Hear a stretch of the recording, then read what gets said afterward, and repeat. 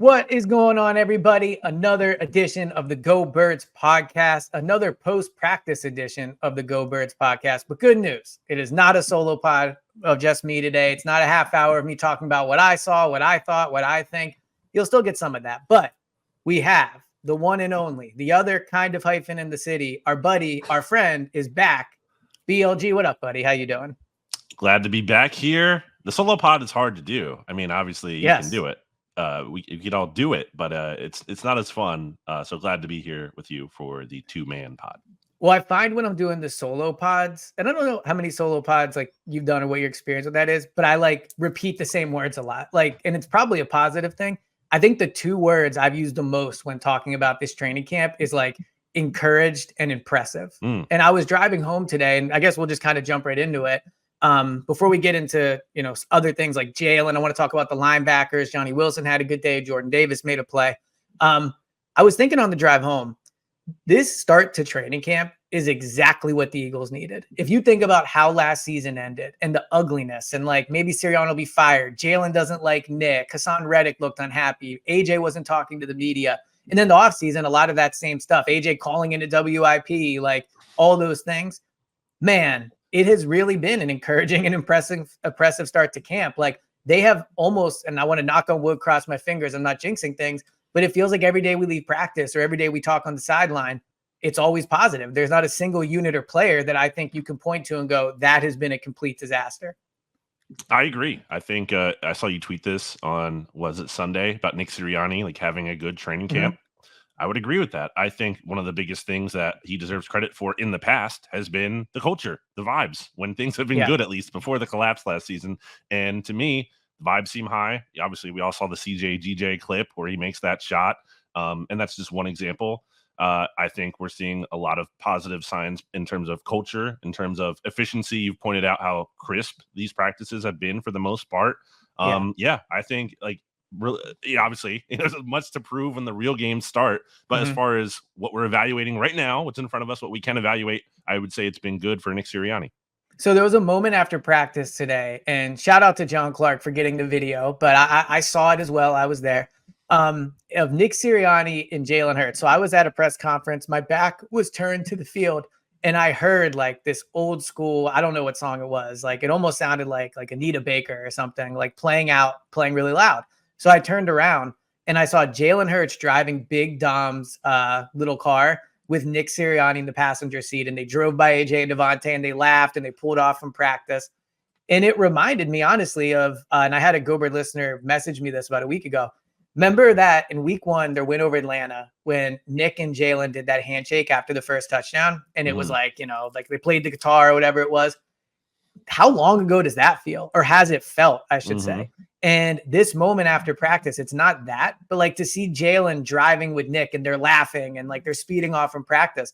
I mean, you couldn't script it any better when you think of how practice has started or how last season ended.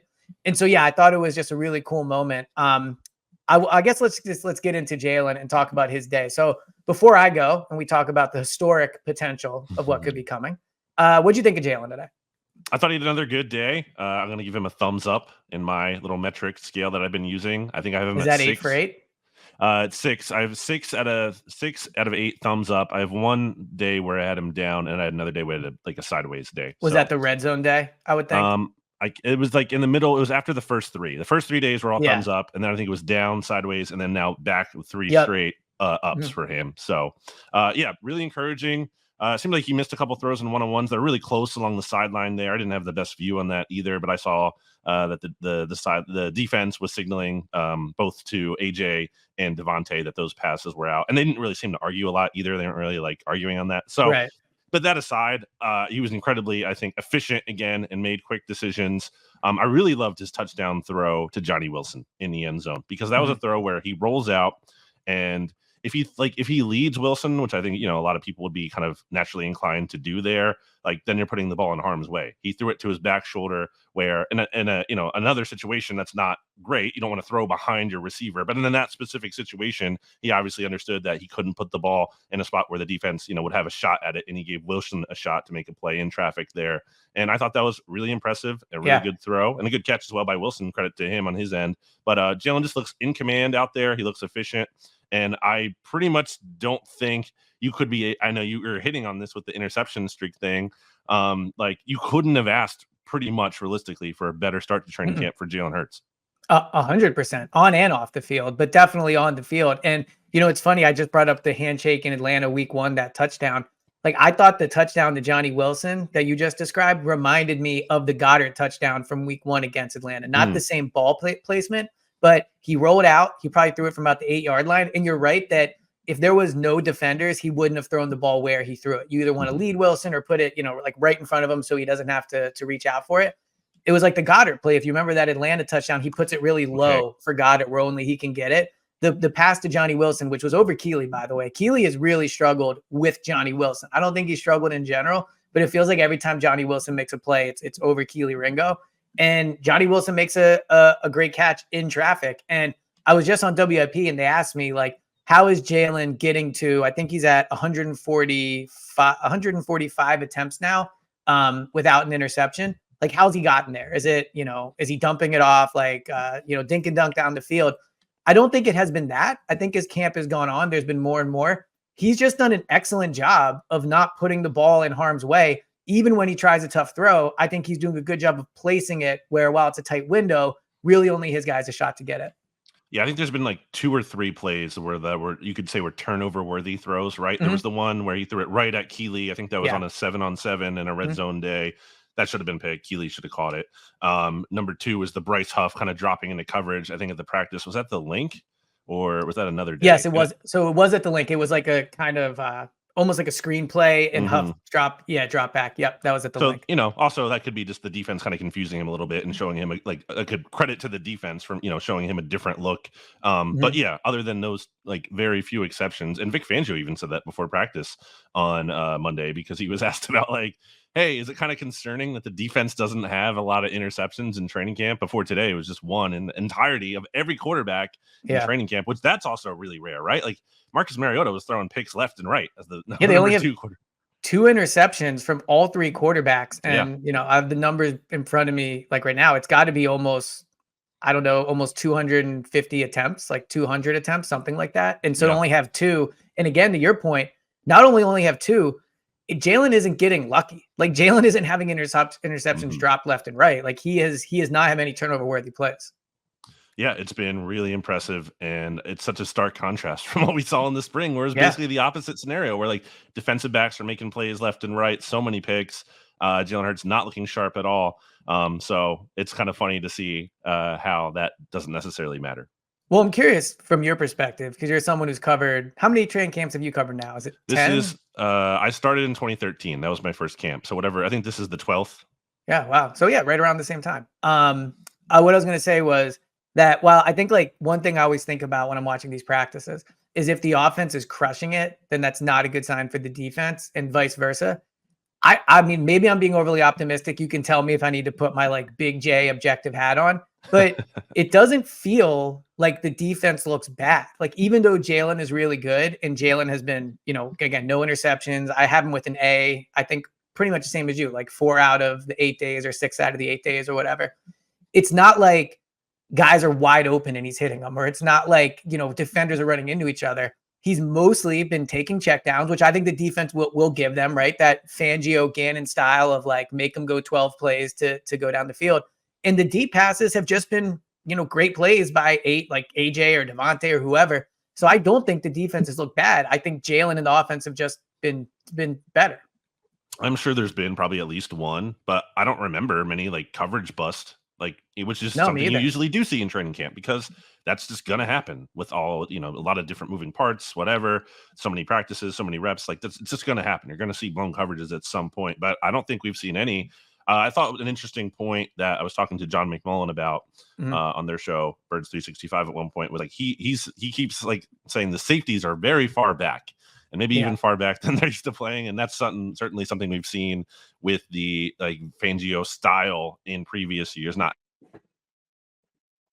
actually by Fangio himself. So, I wonder how much that is part of it. It's kind of like on my radar, not ready to raise any kind of alarms about that. But I just remember by contrast, like Reed Blankenship was making like a billion plays in camp last year and Yeah. has not been as active. And really CJGJ either isn't like, he's had some good plays in terms of being active and going to where the ball has been, but he hasn't like gotten his hand on a lot of passes. But again, it works together. It goes back to Jalen Hurts is making good throws.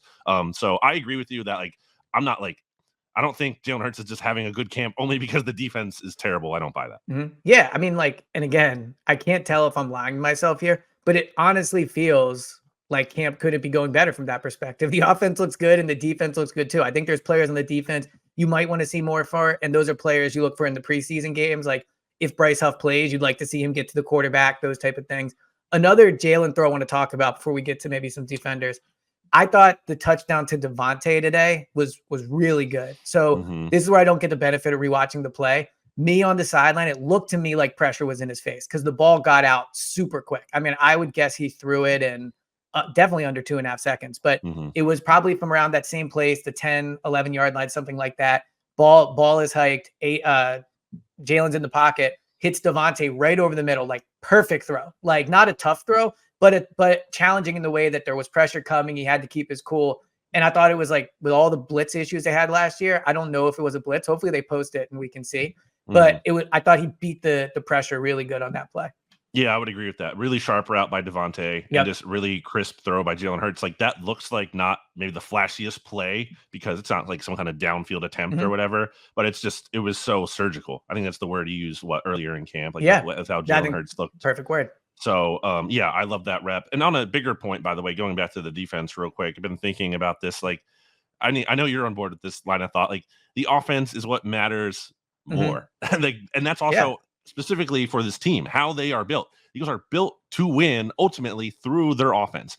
The defense, like you want them to have a good game to pick you up here and then. But like ultimately, like the heavy load is going to be on the offense. So I think it's much more important that they're the unit looking good as opposed to the defense. For sure. And I do wonder and curious what you think about this. Like, do you think the defense is giving the offense looks that Sirianni and Kellen Moore wants them to give them? Because to your point about the two safeties playing really deep, I wonder how much of that is trying to get out of Jalen's head, like going deep all the time. And that's an interesting philosophy change if that's the case, because Sirianni has really been big into big plays his first few years. Like get him on offense, don't give him up on defense.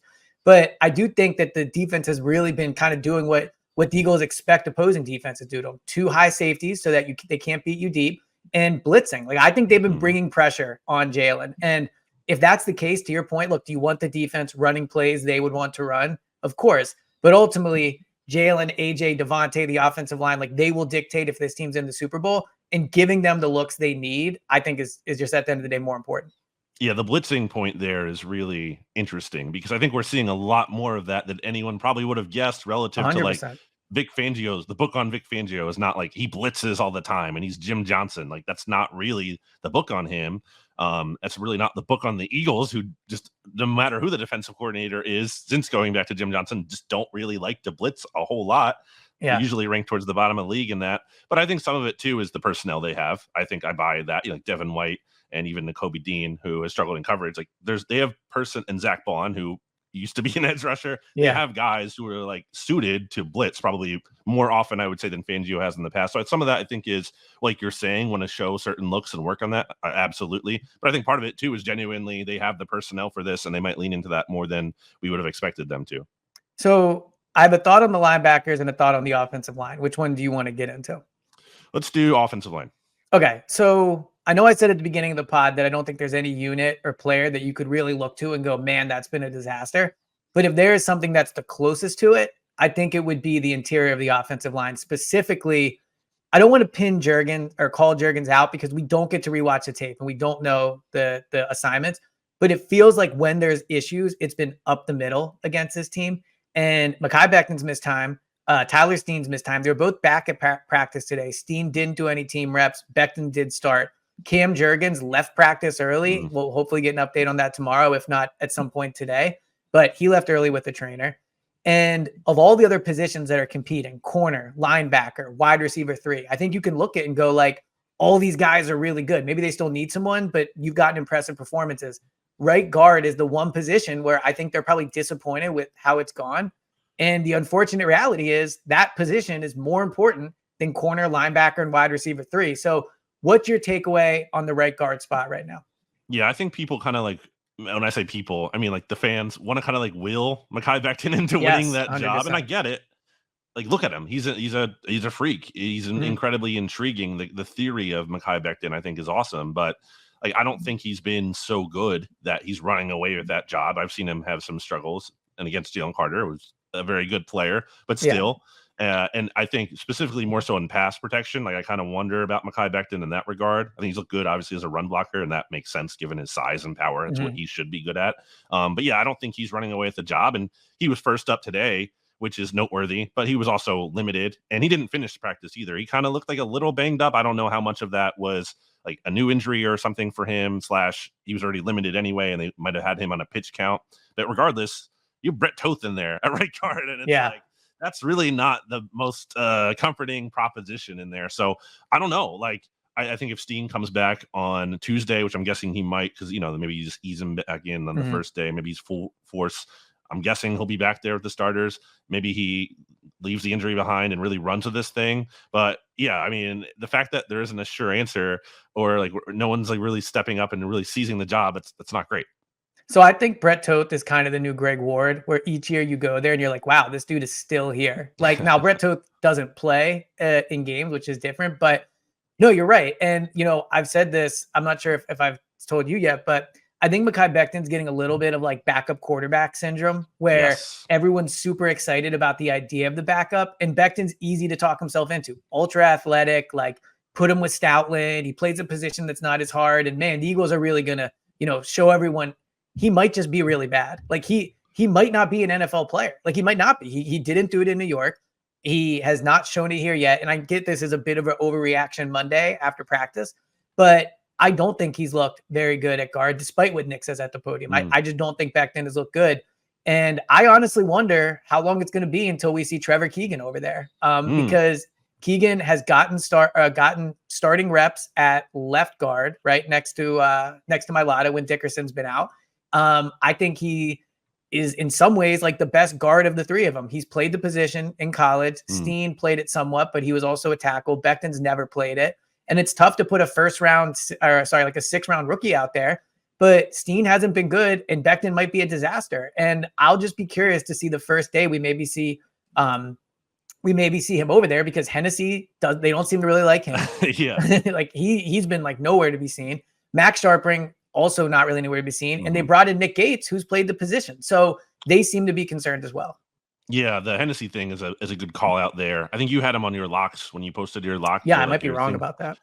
But like, I understand why you would do that, because when they first signed him, you would think that would be the case. But as we've seen now with like multiple practices where there's been an opportunity for him to work with the first team, it just hasn't happened until today. It took today when Becton and Steen were both out, and then Jurgens goes out. So they put Toth in at center, and they put in finally Hennessy at right guard, like towards the end of practice. But it took like all those moving parts just for him to finally get some first team reps. And obviously they had shifted him too from where he started camp as the second team center, where Dylan McMahon is now repping, and they shifted Hennessy over to right guard. So yeah, I think like he's not looking like his stock is not looking great there for Hennessy. But yeah, I mean, overall, definitely an issue. Still enough time plenty of time here in camp for it to get sorted out. But I think that's like that has to be like they have to figure out the answer there. Time is one. There's time for them to sort it out, and it'll feel okay. But also, like, the clock is ticking. We're almost a month away from their first game. Exactly 1 month. Yeah.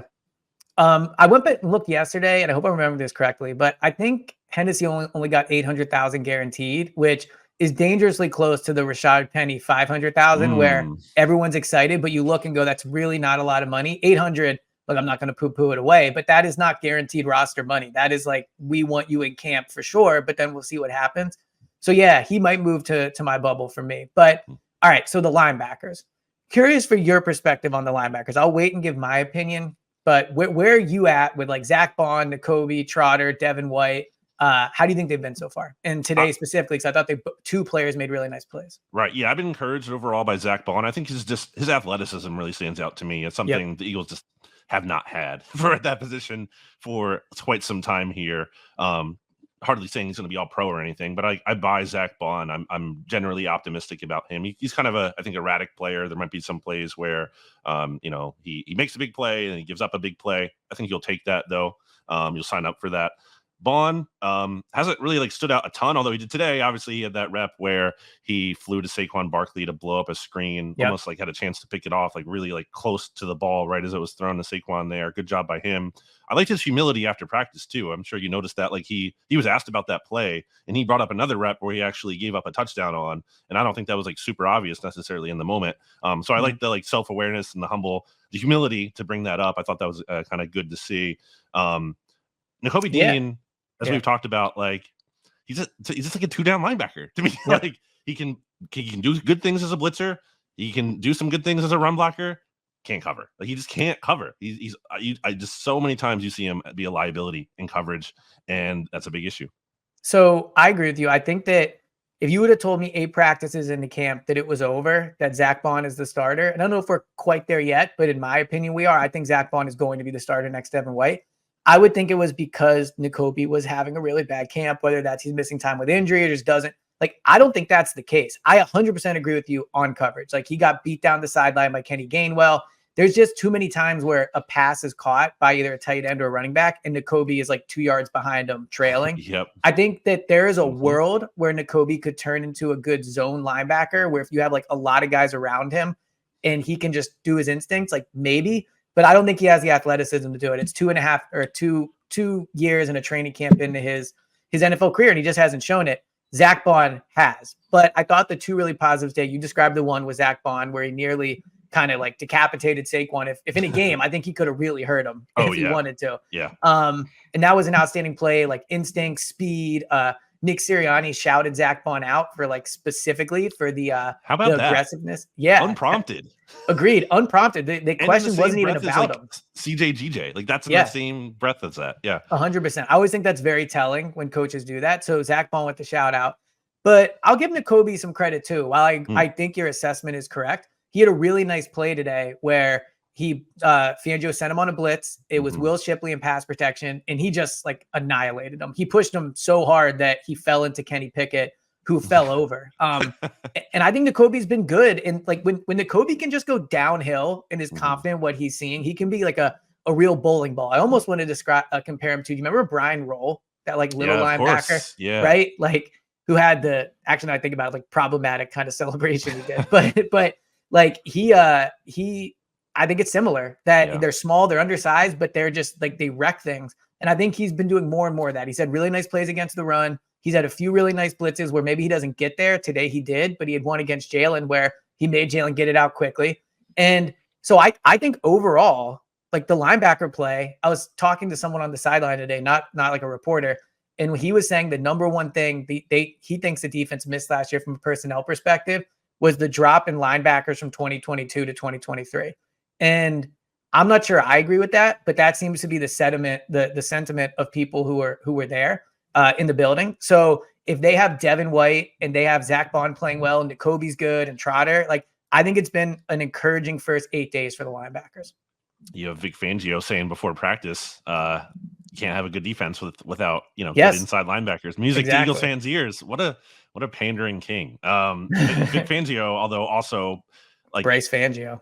As much as you're gonna rip a player, a coach is gonna rip a player publicly. He basically kind of did that when he was asked about Nakobe Dean and was he had some good practices at the start of camp, but then took a step back in the open practice at the link, which is not surprising given Fangio's previous honesty that we've heard. But that's telling. And I think what I come down on is I can buy.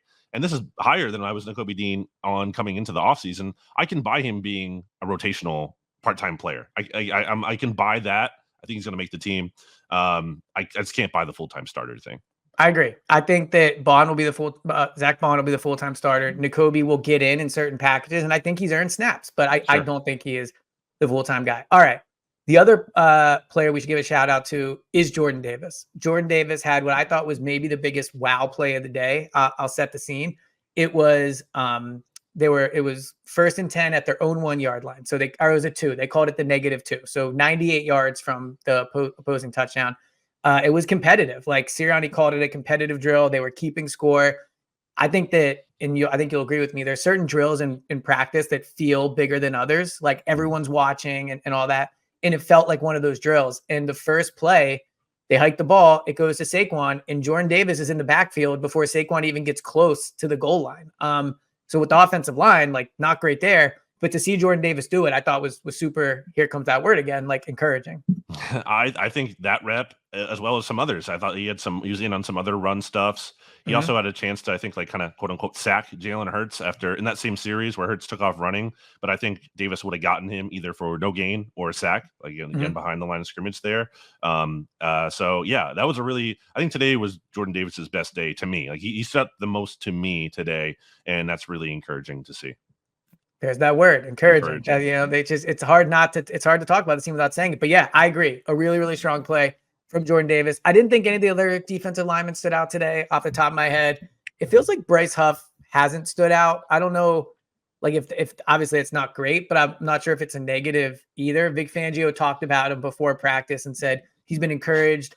He said he kind of like takes pride in the whole run defense thing. So I think that's a good word to hear. He certainly didn't backtrack what he said last week. He was more just like, yeah, he's trying, was kind of the emphasis today, or the vibe today on the run thing. But anyone else on defense stand out to you today?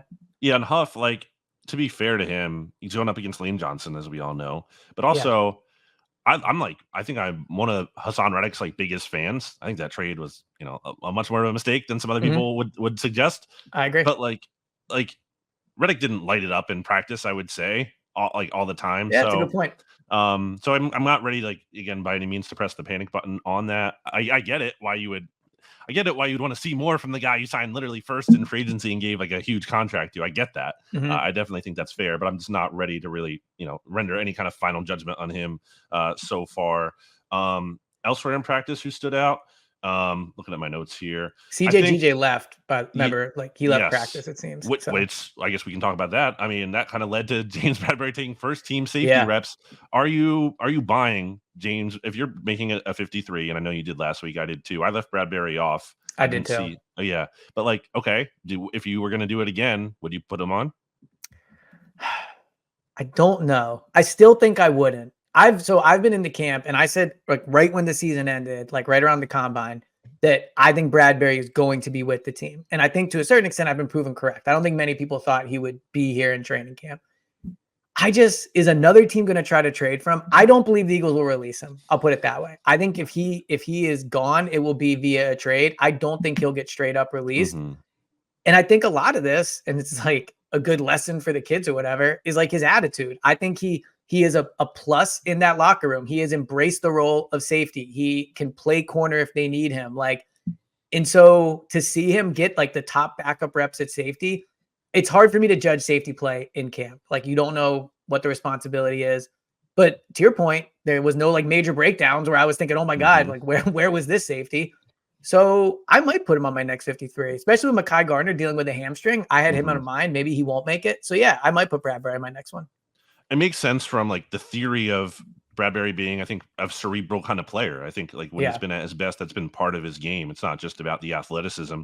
Although, still need to like see the holding up against running and like being the last line of a defense when he wasn't really reliable at all in that regard in terms of a tackler last year. That part is very much like TBD. And I think the preseason games hopefully will kind of shed more light on some of that and give us, or even the joint training camp practices with the Patriots or just the one, but still need to really see it in that regard.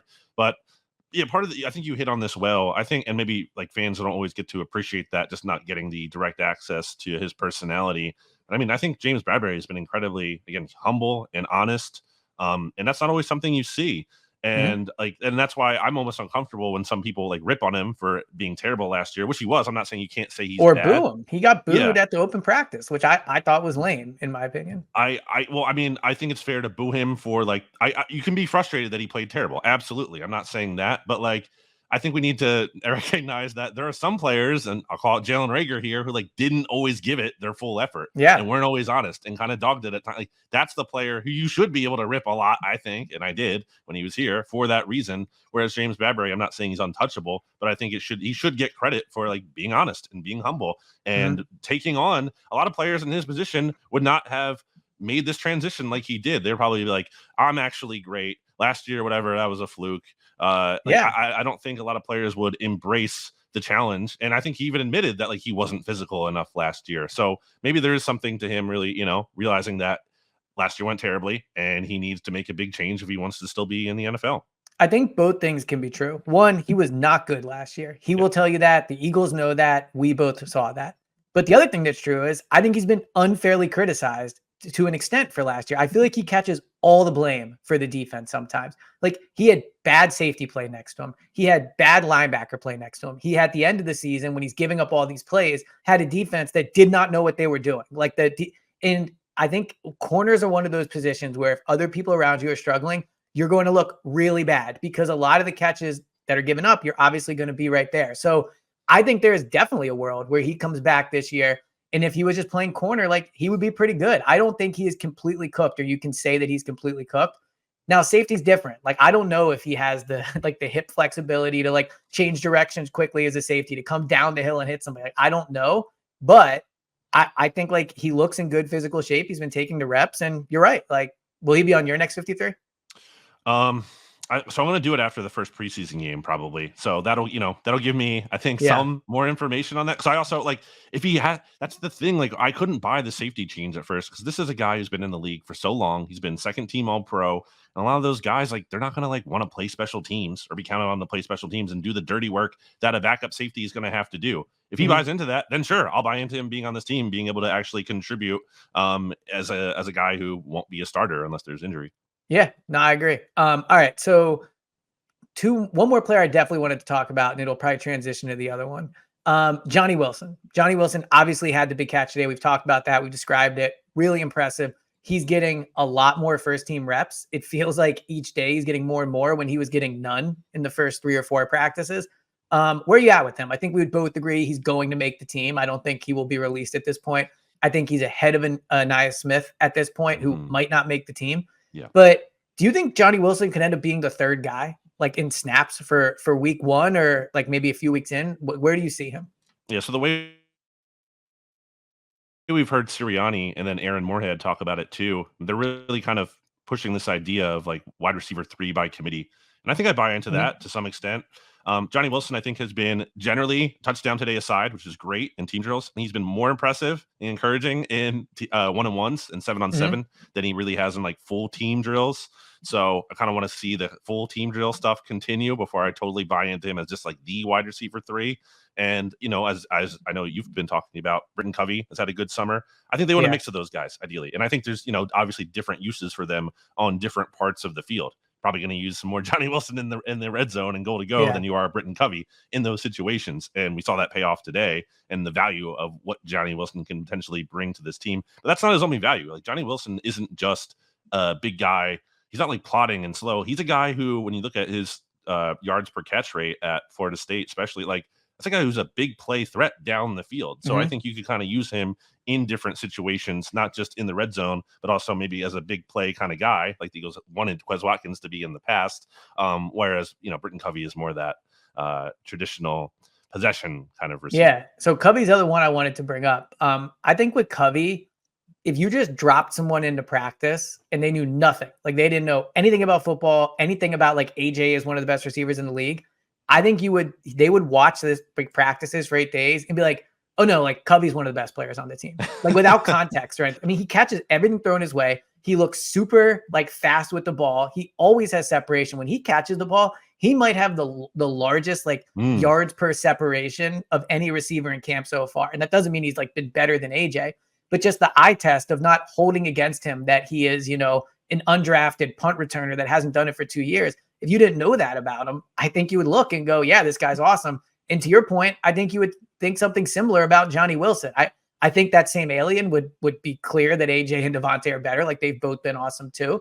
But Johnny Wilson is not just like some like slow guy. I think he moves well. They talk a lot about the bend and like his ability to like, kind of get in and out of cuts quickly. And then he's good at using his size. We've seen a lot of tall receivers, like Joseph Ngata is a perfect example. Mm-hmm. Joseph Ngata is big. Joseph Ngata, though, is slow, and Joseph Ngata doesn't use his size.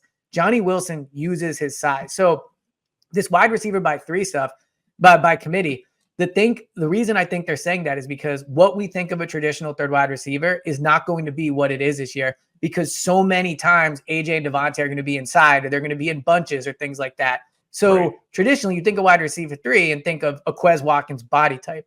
They're going to need a wide receiver 3 that can line up on the outside. Maybe that's Johnny Wilson and Paris Campbell. They're going to need at times a wide receiver 3 that can line up in the slot. Maybe at times that's Britton Covey or John Ross. So again, like maybe this is being too optimistic, but I think all these guys have been encouraging. Covey's been awesome. Wilson's been awesome. Campbell probably hasn't, but he had a strong offseason. He just hasn't had a great training camp. And John Ross even getting these reps is good. So I would probably still make a trade there if you could. But I think like the smorgasbord of guys they have all been pretty good. Yeah, I wonder if that might be more of like a deadline monitor. Like they want to give it a go with the guys they have at first, and then maybe address that. And obviously there's an opportunity to do it sooner. Sure, you will. And there's definitely going to be, I'm sure, some interesting names maybe around like cut down time that they could look at. But yeah, I mean, right now, I think the preseason games, another reason why they're going to be big is to see like what Covey and Wilson can do in these situations. And I think your point there about moving the receivers around is critical, because obviously you're not going to be like moving Devontae into the slot and then having Britton Covey be there on the outside. No, right. He will not be on the outside. Yeah. So there's, different kind of usage cases, and, there's different kind of combinations as well. And I think a lot of situational, football will dictate who's on the field, and also, who's hot and who's not could also be a big factor. But I guess another, to put a bow on this for the Johnny Wilson part for me, and I don't know if you talked about it on the podcast over the weekend, but like, Jalen Hurts talking about Johnny Wilson as positively as he did, and not only doing that, but then showing that he has trust, like the trust he put in Johnny Wilson to make that throw. I always talk about that being a huge part of Jalen Hurts' game, is like, is he willing to even throw to you? Because certain players, he clearly is not. Like we saw Albert O when he barely played last year, or Jack Stoll, or whoever. Someone would be like wide open. Example. And he just didn't want to throw to him. And I'm not saying he's always wrong to think that, but sometimes there are times where it's like, if he's literally wide open, you have to throw to him. If the defense just isn't going to cover him. So the fact that Jalen Hurts already has this amount of trust in Johnny Wilson is encouraging. There you go. And the last thing I'll say before we wrap it up is, I'll pull up the training camp numbers here to your point about like distribution, right? So obviously AJ has gotten, and I haven't put today's stats in, AJ has a ton of targets. He's at 32 targets. Britton Covey is at 24, and those aren't all first team reps, but he's getting a lot of targets. Devontae is at 26. Goddard is 17. I think he'll have more if I put mine in today. Like there are a lot of guys. Like Gainwell has 14. Calcaterra has 11. He is throwing it, I think, to more guys. Barkley has 13 than in previous years. In previous years, normally when I track the stats, it's 2 or 3 guys have like a ton of targets, and then it's like 8, 8, 7, 5, 1, 1, 1, 1, 1, 1. Like this year, I think you are seeing Jalen throw it to more guys. Like I think he's targeted John Ross, obviously AJ, Devontae, Goddard, Calcaterra, Barkley, Gainwell, Shipley. He probably has one at least. I think he has one to CJ Uzama, which was a drop by him. So he's at almost like 10 guys in targets in 8 practices, and that's I'm not even going to use the word. That's just like awesome to see. So I think he has done a much better job distributing it. Anything else you have before we wrap this up? Yeah. You're for those not watching, he's smiling, which I can't decide if it's good or bad. I just want to, I'm going to ask a question, and I want to see what your thought is. And this is, let's say, dating back to the first OTA practice. So dating back to the spring, including training camp, has Saquon Barkley, like at any point, like wowed you in these practices? Wow. Well, as Jack Fritz used to say, I'm happy you're doing this in the trust tree in the 38th minute, and we're not leading off the show with this. Yes. So here's what I would say. He is not a player. So first, I think he is a player that is going to be better by breaking tackles with like running through them. I don't think he's a DeAndre Swift, and obviously he's not this guy, but like a Donnell Pumphrey. I don't think he's built to look awesome in training camp. Like he is not super like cut on a dime type guy. I think he's a run through guys, like protect the ball, lower his shoulders, and go through the line. But I thought at the open practice, there were 2 or 3 plays where he did flash. Now, Okay. so to your point, overall, after watching him all of OTAs and now 8 practices, yes, he is not a player where every day I'm like, whoa, that guy's definitely the best running back. Or like, I can see why they paid that guy. But I do think when the games start, he will consistently get 2 to 3 more yards than other running backs would. Yeah, I think that's fair. And I'm not saying he's like sucked by any means. I don't think he's looked No, bad. that's right. But my kind of concern with him, like the big picture thing that worries me about him, is just that he might be more like good/fine, which is not a death knell. But that's not why the Eagles paid him what he did. Like to pay him that kind of money, you're expecting him to be, I think, special in some regards, and he can be. And I think he has the ability or the potential to provide those explosive plays. But I'm just saying, like filing it away that like there hasn't been a really like, oh, I'm not saying again there hasn't been good moments. There hasn't been like oh my gosh, wow, that's Saquon moment. And I kind of would like to see that at some point before training camp is over.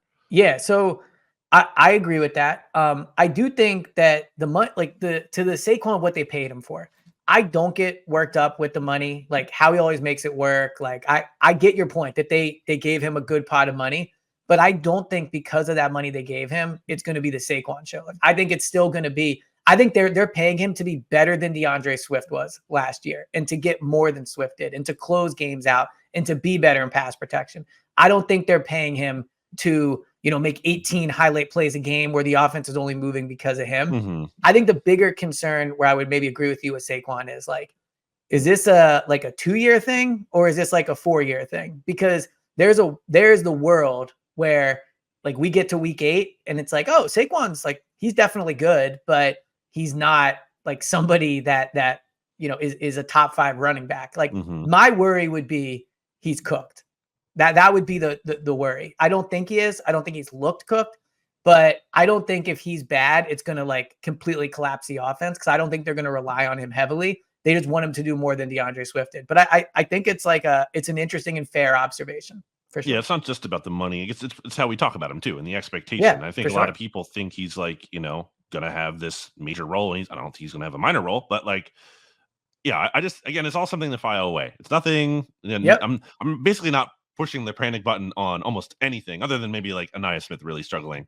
He's been the worst in camp, I think, of all the guys. Like, he's had the worst camp. He's a young guy. He's coming off injury. Hope the best. Hopefully he can turn it around. But calling it like it is, he hasn't been good. That's like one of the few things I am ready to push the panic button on. I am not by any means ready to do that with Saquon, but Jack Fritz, as you mentioned, he's a big like file away guy. He loves he's like, I'm gonna file that away. I'm gonna pull a Jack Fritz here and file the Saquon thing away. All right. Well, it's good to know. And when we have you on future pods, we will check in with that and see how it is going. So that'll wrap up day 8 of training camp. It's crazy. It's already day 8. It really does kind of feel like training camp's almost over with the game coming up, the joint practice, and then we'll see. So thank you for coming on. As always, you can obviously check Brandon out on Twitter and, of course, on Bleeding Green Nation with his daily thumbs up, thumbs down, and all the great writers there. You guys have a ton of really good content. So thank you for coming on, and I will talk to you later.